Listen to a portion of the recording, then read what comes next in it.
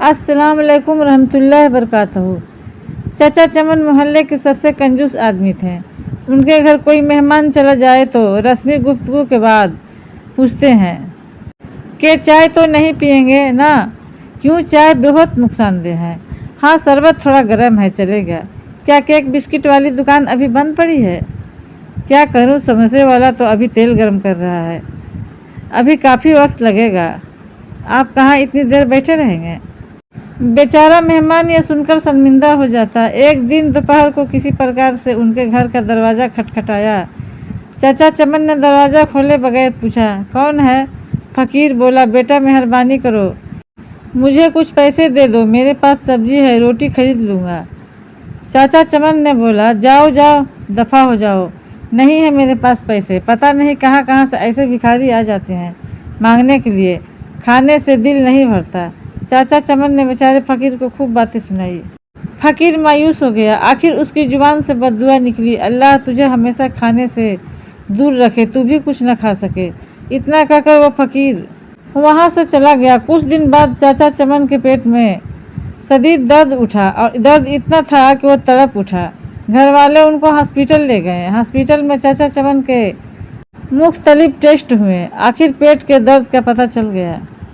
डॉक्टरों ने हिदायत दी कि 15-20 दिन तक हॉस्पिटल में ही रहना होगा ताकि मुकम्मल इलाज किया जा सके। हॉस्पिटल से जब घर वापस आए तो कमजोरी से निढाल में बहुत बुरा हाल था। कोई चीज़ हजम नहीं होती, दही भी कहते तो उल्टी हो जाती। डॉक्टर के पास जाते तो वो कहता कि शायद आपने बदपरहेजी की है।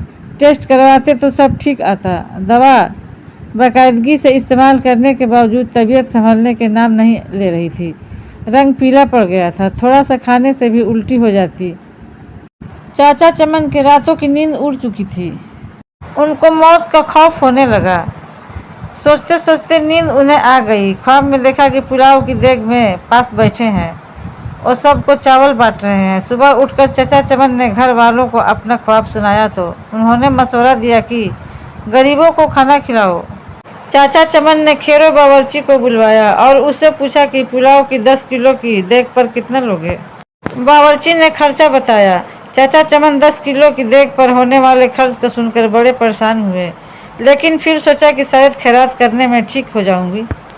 उन्होंने इतवार की एक दोपहर को ये मुश्किल मरहला तय कर ही लिया। मोहल्ले के नौजवानों की मदद से मोहल्लेदारों गरीब लोगों को खाना खिलाया।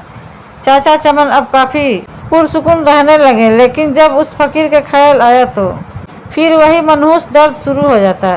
कई दिन ऐसे ही बीत गए। एक शाम को किसी फ़कीर की आवाज़ आई, अल्लाह के नाम पे दे दो बाबा। चाचा चमन भाग कर गए तो देखा कि वही फ़कीर खड़ा था जिसने उन्हें बद्दुआ दी थी। चाचा चमन उस फ़कीर का हाथ पकड़कर अपने घर के अंदर ले आए।